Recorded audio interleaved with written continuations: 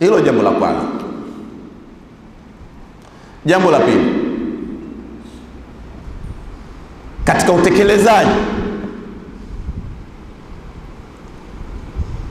wa majukumu ya utumishi wa kidini na katika utekelezaji huo ndiyo kwenye heshima yetu. Allah subhanahu wa ta'ala ndani ya Qur'ani anasema kuntum khaira umma ukhrijat linnas ta'muruna bil ma'rufi wa tanhauna 'anil munkar. Mmepata sifa ya kuwa ni umma bora kwa sababu mnaamrisha mambo mema na mnakataza mambo mabaya. Ni wajibu wa kiongozi wa dini kuonya, kukemea pale ambapo anaona kuna ukiukwaji wa jambo ambalo Uislamu umeweka mwongozo wake.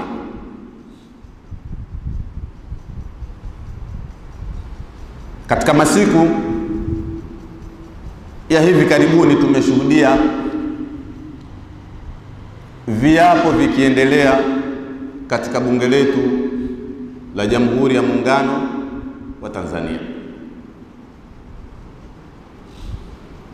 na tumeshuhudia baadhi ya waumini ambao wanajinasibu na dini ya Uislamu wakiapa wakiwa wameshika Qur'an, vichwa vyao vikiwa viko wazi na hawana sitara iliyoelekezwa kwa mujibu wa sheria ya dini ya Kiislamu. Na huku tunamkuta Allah subhanahu wa ta'ala anasema la yamassuhu illa almutahharun, haishiki Qur'ani isipokuwa mtu ambaye yuko safi. Mazingira ya nje yanampa mtu mashaka kuhusiana na ule wajibu wa kisheria wa mtu kujitaharisha kwa ajili ya kushika nini? Kitabu cha Mwenyezi Mungu.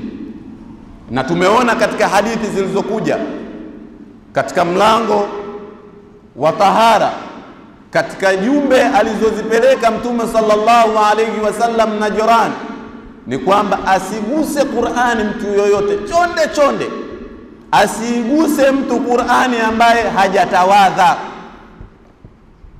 Haya ni maelekezo ya nani? Ya Mtume sallallahu alayhi wasallam, na ndio maelekezo ya Allah subhanahu wa ta'ala. Wajibu wa viongozi wa kidini katika hili ni kusema, kuonya, kukemea, lakini pamoja na kutoa elimu. Kwa maana utaratibu unaotakiwa kwa ajili ya 1, 2, 3 ni huu. Mtu anaapa, lakini pia mtu anaapa pamoja na makosa yaliyofanyika makubwa kwa mujibu wa sheria ya dini ya Kiislamu. Anaapa kwamba atakuwa mkweli na muaminifu na ataitumikia Jamhuri ya Muungano wa Tanzania kwa moyo wake wote. Na hili sio katika bunge tu, sio katika bunge tu, hata kuna viapo mahakamani, kuna viapo vya wateule wengine wanaoteuliwa. Maana ya kuapa ni kumwambia Mwenyezi Mungu kwamba hili ambalo ninaliapia nitalitekeleza kama inavyotakiwa, na wewe ndiyo shahidi yangu. Maana yake nini? Maana yake kwa kiapo hichi, kwa utukufu wa Allah subhanahu wa ta'ala, jamii haitarajii kuona ufisadi katika jamii. Jamii haitarajii kuona ukiukwaji wa sheria, haitarajii hilo. Kwa sababu ya nini? Ya kiapo. Kwa sababu kiapo ni nini?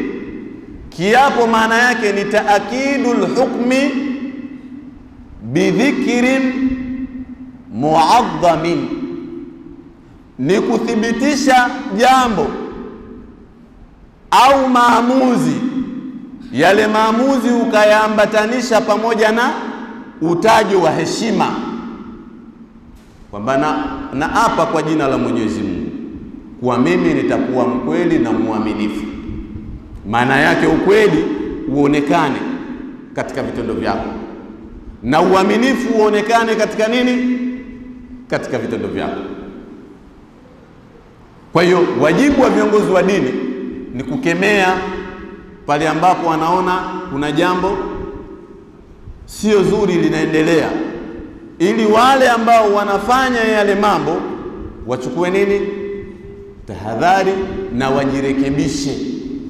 Kwa sababu muungwana anaporekebishwa huwa anafanya nini? Anakubali makosa yake, asema kweli nimefanya nini? Nimekosea. Na mimi nimesikitishwa pamoja na kazi iliyofanywa na baadhi ya vijana katika kukemea hili. Kuna baadhi ya watu walikuwa wakijaribu kutafuta justification. Hili jambo halina justification. Ni haram mtu kushika mashaf hali ya kuwa hana udhu. Lakini vile vile Qur'ani ni kitabu kitukufu. Rasulun min Allah yatlu suhufan mutahhara, zile ni kurasa takatifu. Kurasa zile zinaelekeza mtu ajifunge ushungi. Kurasa zile zinaelekeza mtu avae sitara. Wakati wewe unakengeuka huku umeishika, maana yake nini? Maana yake ni kudharau, ni kutoipa heshima Qur'ani. Lakini wale kwa kitendo walichokifanya wamekosa kuipa heshima Qur'ani, na wale wanaokaa kimya kutokemea jambo kama lile na mfano wake, vile vile wanakuwa wamekosea adabu Qur'an. Nimeeleweka hapo? Nimeeleweka vizuri eh? Na kwa hiyo nilikuwa nataka kwa uchache nizungumze kuhusiana na jambo hili. Tukemee maovu, tuamrishe mema na tukataze mabaya kwa yeyote. Sio unaangalia huyu maskini, huyu ndio unamrekebisha, lakini mapapa wale hawakatazi wao.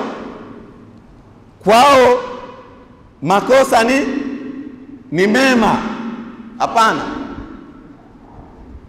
Mtume sallallahu alaihi wasallam alipofatwa kuombwa, ya Rasulullah, unajua huyu Fatima al-Makhzumia ni binti wa waheshimiwa hapa, ni mtu ambaye anatoka katika ukoo na familia yenye heshima yake, ina nafasi kubwa ya uongozi na heshima hapa. Ya Rasulullah, tumwangalie huyu katika hii adhabu. Mtume akasemaje? Kilichoangamiza mataifa yaliyotangulia kabla yenu ilikuwa idha saraka fihim adh-dha'if aqamu alayhi al-hadd. Ilikuwa anapokuwa ameiba, amefanya ufisadi, mtu mnyonge katika jamii, wanamwadhibu. Lakini akifanya ufisadi, akiiba, mtu mwenye heshima zake, wanamwacha. Wa aymullah, ninakuapieni, ninamuapia Allah subhanahu wa ta'ala, walladhi nafsu Muhammadin biyadihi, ninaapa kwa yule ambaye nafsi ya Muhammad anaimiliki, law anna Fatimata binta Muhammadin saraqat laqata'tu yadaha, laiti ambaye ameiba angekuwa ni Fatima binti yangu wa kumzaa, na mimi ndiyo mtume wenu, Mtume Muhammad, na ndiyo kiongozi mkuu wa dola ya Kiislamu hapa Madina, angekuwa aliyeiba ni binti yangu wa kumzaa, ningekata mkono wake. Mtume alikuwa angalia katika utekelezaji wa sheria, haangalii huyu ni dhaifu, huyu mnyonge, huyu ana mabawa, huyu papa. Mtume alikuwa anatoa maelekezo kwa wote, na hilo ndio pekee ambalo litakalowapa heshima viongozi wa kidini.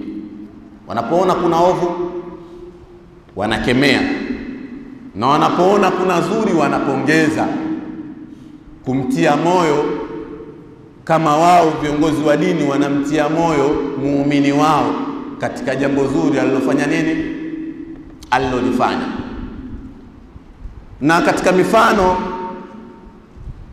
ambayo leo tumeshuhudia, tumemuona rais wetu akitoa msamaha kwa baadhi ya watu ambao wameshtakiwa kwa makosa yaliyotokana na kushiriki katika matukio yaliyotokea tarehe 29 Oktoba. Hili ni jambo zuri. Uislamu unasema kwamba katika jumla ya mambo yanayoonyesha uungwana wa mtu ni mtu kuwa na tabia ya kufanya nini? Ya kusamehe. Tena unamsamehe mtu katika mazingira ambayo unaweza kumfanya chochote.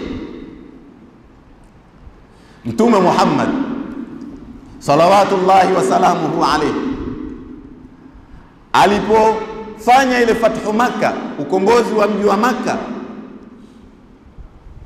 walikusanywa wale wote waliompiga vita,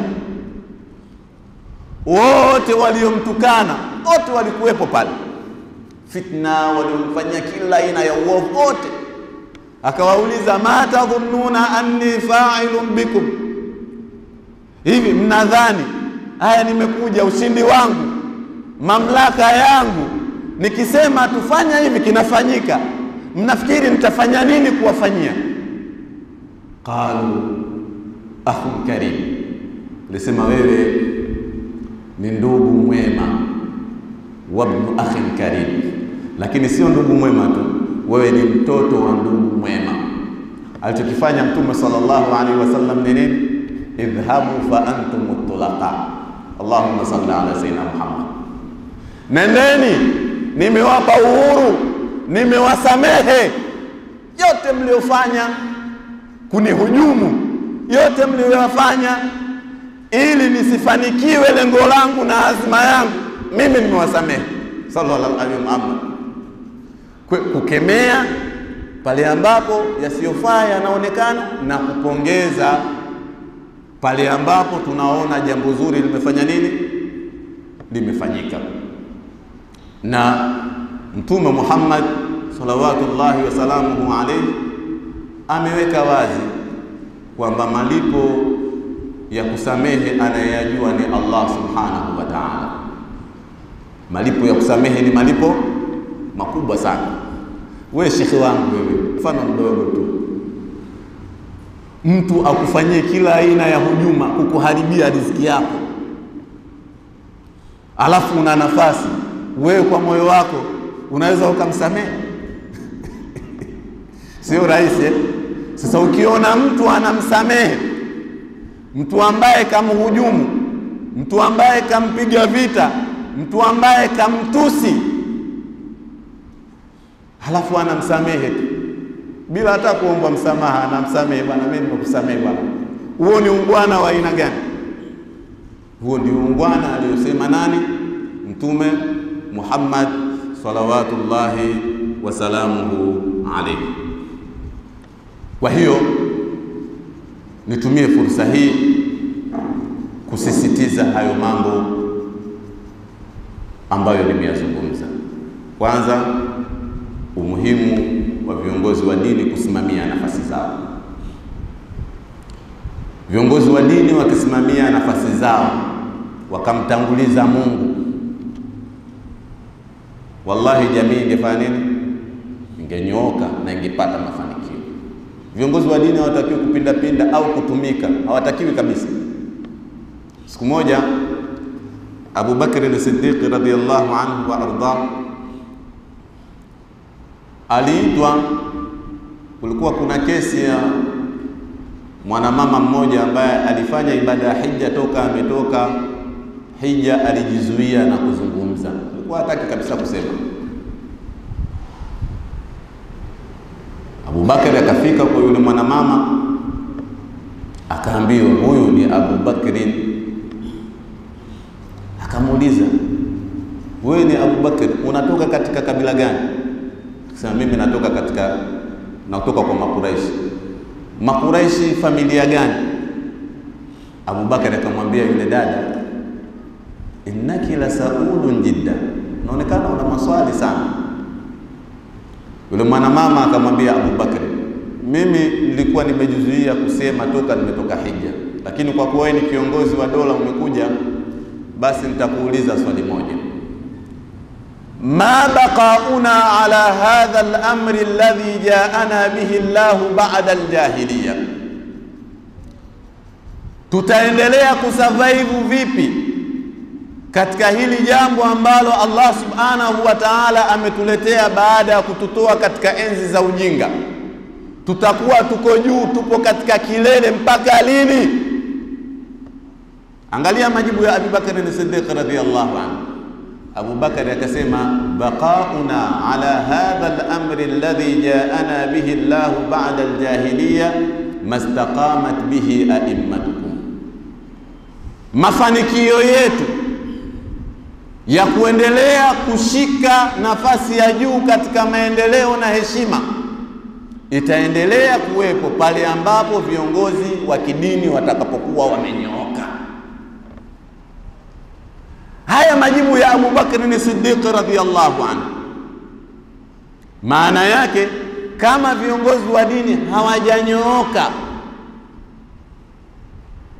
heshima tutapoteza, nafasi yetu kwa jamii tutafanya nini? Tutapoteza. Na hayo yalikuwa ni mambo machache ambayo nilipenda ni share na nyie katika darasa yetu hii ya leo.